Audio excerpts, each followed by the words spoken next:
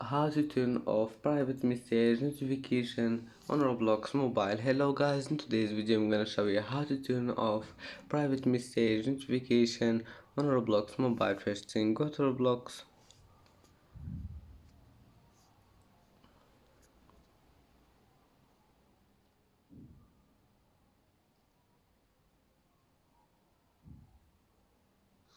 and now click these 3 points here in the bottom corner and then click settings and now click notifications and then go down and here you will find this one. I receive a private message, click on it and click save. And that's it for today's video. If you like this video, please don't forget like and don't forget subscribe, and see you in the next video.